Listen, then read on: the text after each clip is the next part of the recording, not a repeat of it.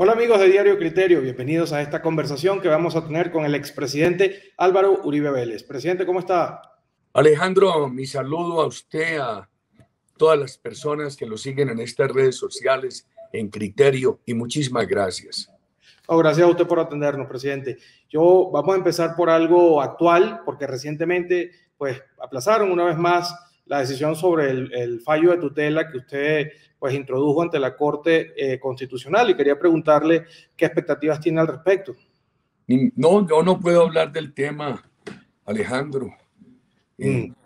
Yo he estado asistiendo a unas audiencias porque la Fiscalía pidió la preclusión al no encontrar que hubiera mérito para enjuiciarme, mucho menos para tenerme preso como me tuvieron.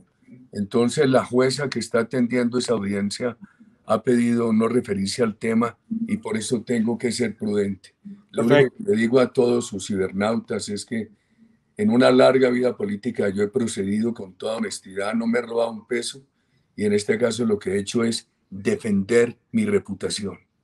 Presidente, la Corte Penal Internacional cerró la investigación que iba a mantener con Colombia, ¿no? Pero esto lo hizo con la condición de que, pues, el gobierno o la administración Duque, el gobierno actual, pues diera un espaldarazo a la JEP. Siendo esto así, el Centro Democrático, ¿qué política va a tener? ¿Va a seguir con su idea de tratar de reformar o derogar la JEP o va a darle este espaldarazo que ha solicitado la Corte Penal Internacional? No, el gobierno Duque siempre ha apoyado la JEP.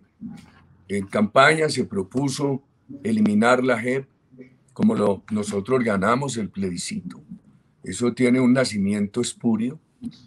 Y recientemente, después de conversaciones con muchos integrantes del partido, se propuso que por lo menos haya una sala especial totalmente imparcial para el examen de las conductas de los militares.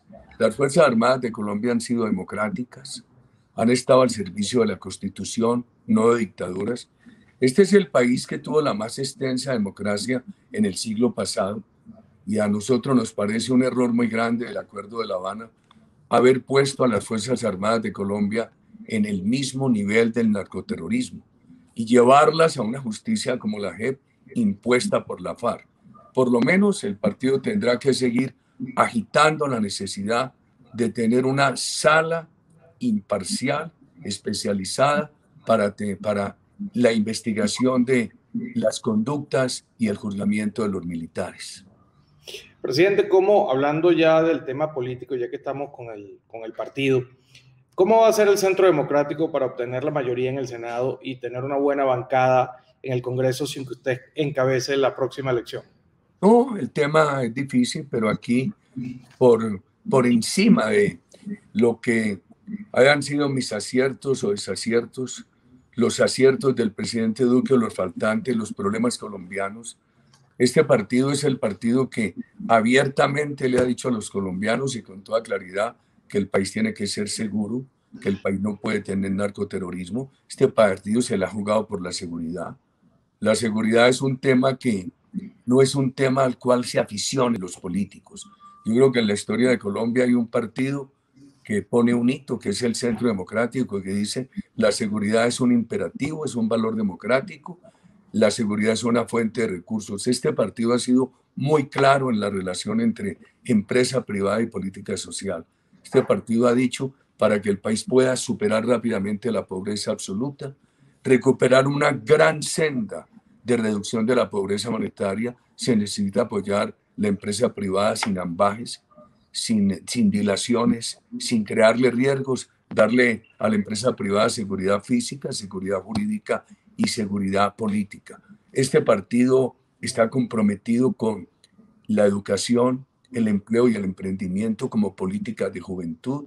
Este partido ha estado comprometido con todas las políticas ambientales. Lo último es, por ejemplo, el avance del gobierno Duque en el tema de energías alternativas. Este partido está comprometido con un Estado burocrático reducido para poder ampliar el Estado social. Menos burocracia, menos gastos de funcionamiento del Estado, más salud, más educación. A nosotros nos toca hacer un gran esfuerzo didáctico, pedagógico, con toda la sociedad colombiana en esta campaña.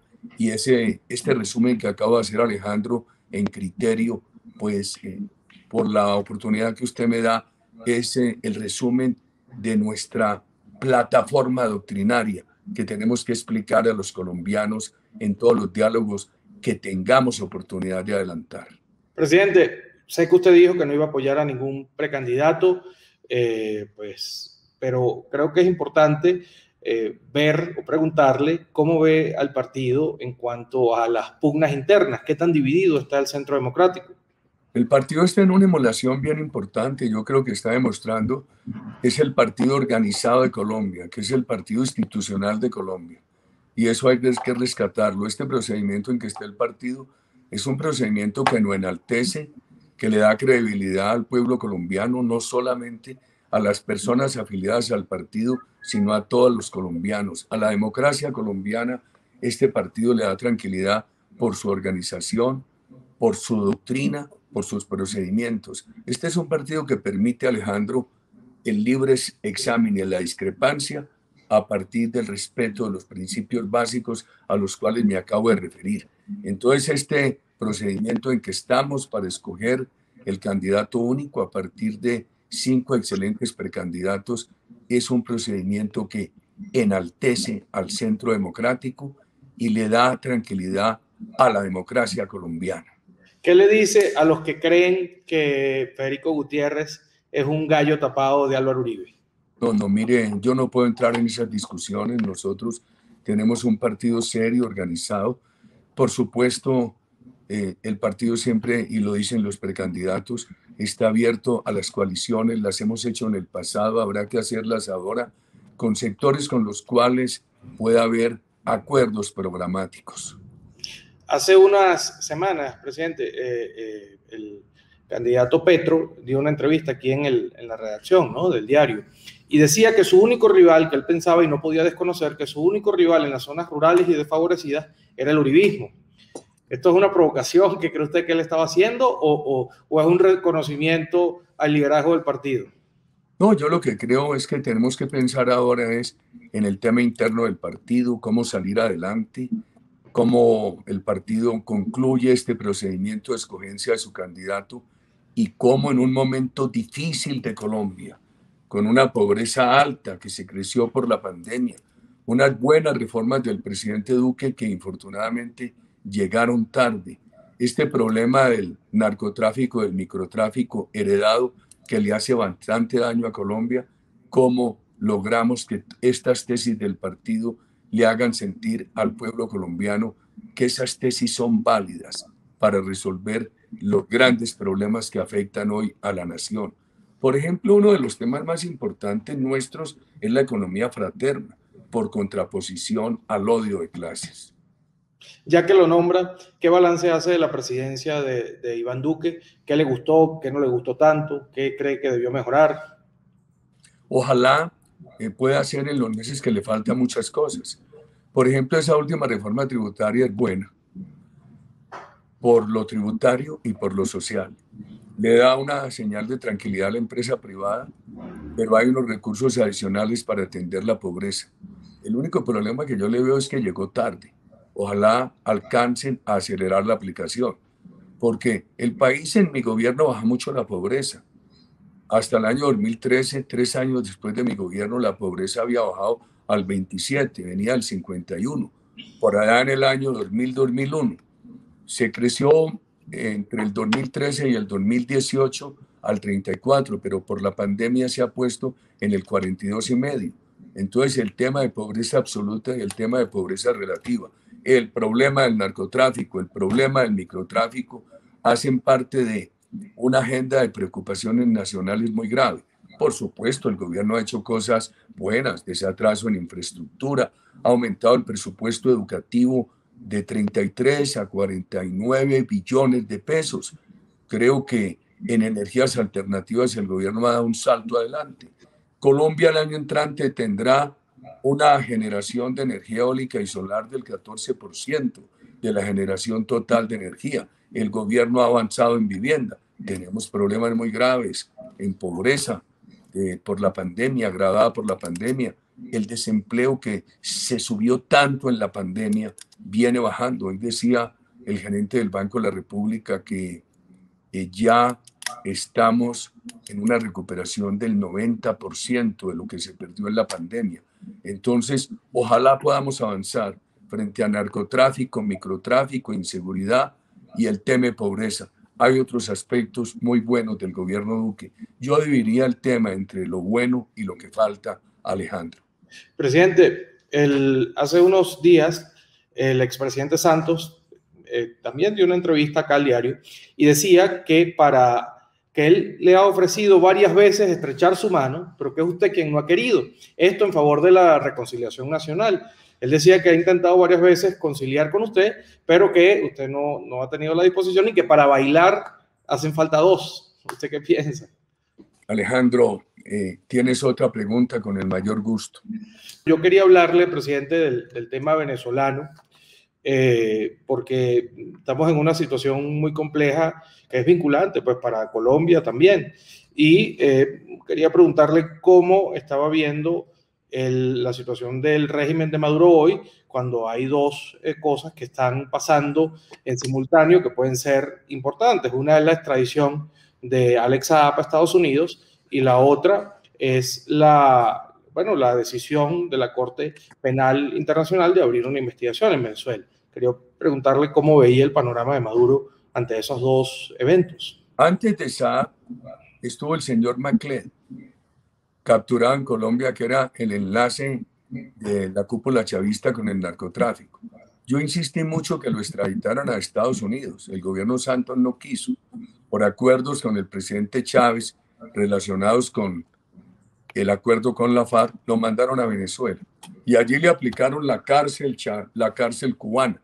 Entonces Macled, eso se olvidó, nunca contó al mundo lo que sabía de sus socios en el delito de la cúpula chavista de Venezuela.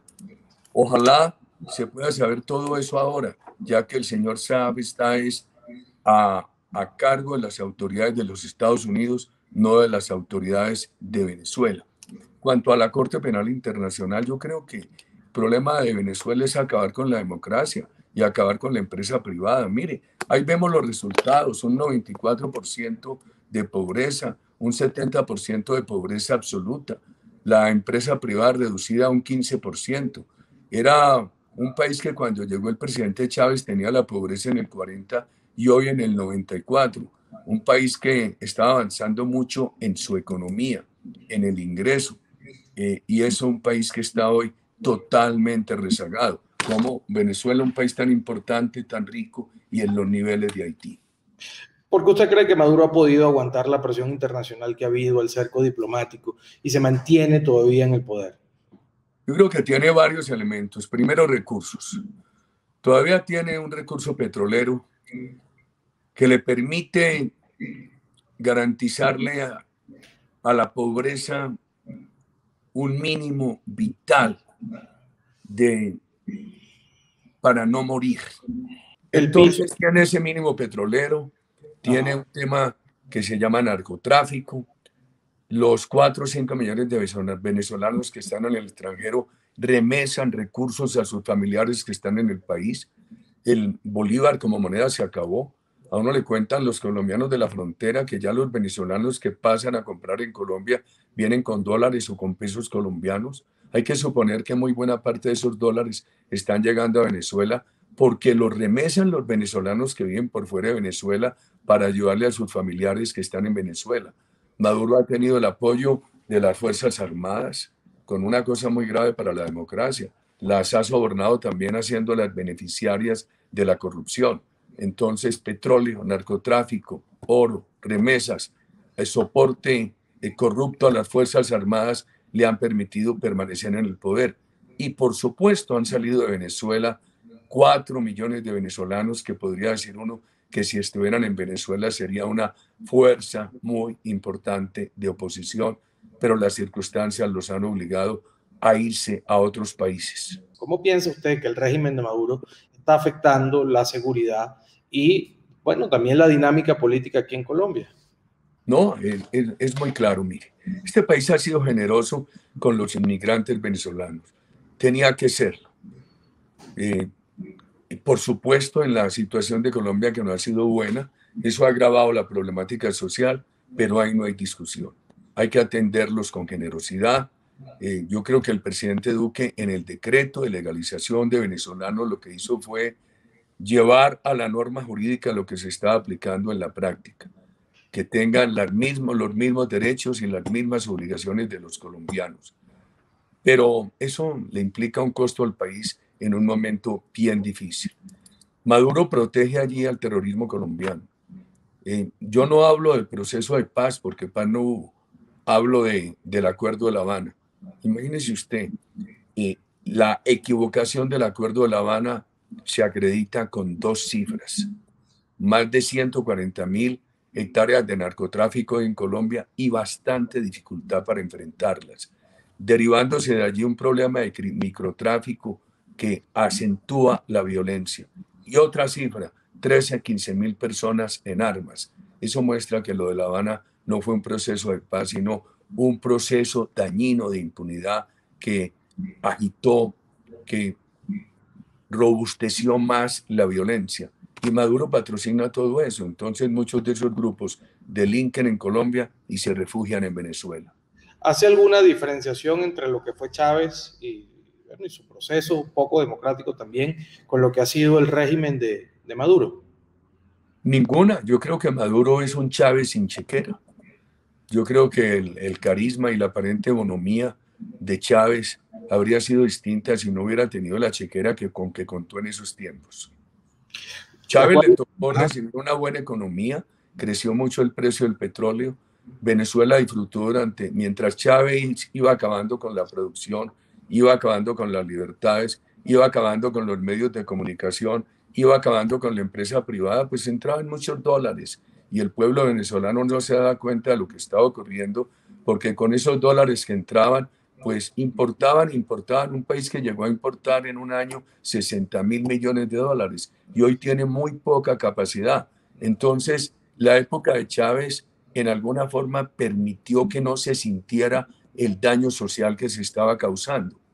Y siguió la misma política Maduro, pero a Maduro ya le tocaron los efectos de la política de Chávez, que es la política que él ha continuado, que es la destrucción total de las libertades de la empresa privada y un país que se ha quedado sin ingresos, que se ha quedado con una situación de pobreza bien difícil. Maduro es Chávez sin chequera. Expresidente, yo he entrevistado acá en este programa a varios de los precandidatos de todas las tendencias, el centro, la izquierda, el centro derecha, todos.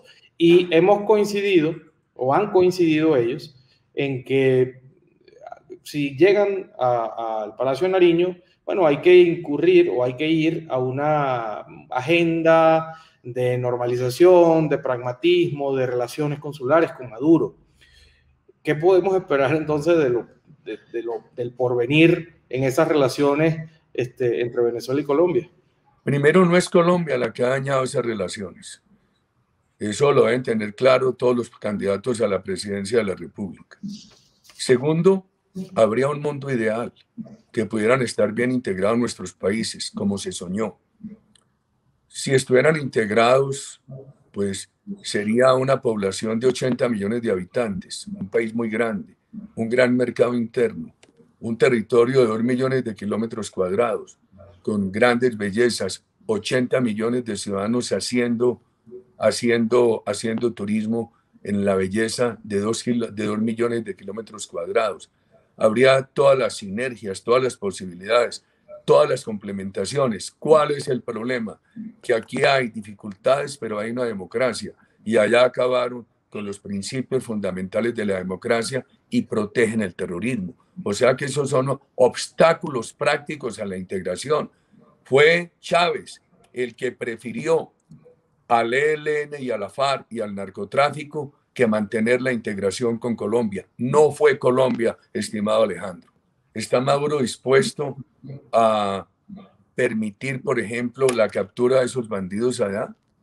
¿Está Maduro dispuesto a tener esas libertades, ese respeto a las libertades y a la democracia que a ambos países obligan los acuerdos de la OEA, los tratados internacionales de los cuales ambos son signatarios.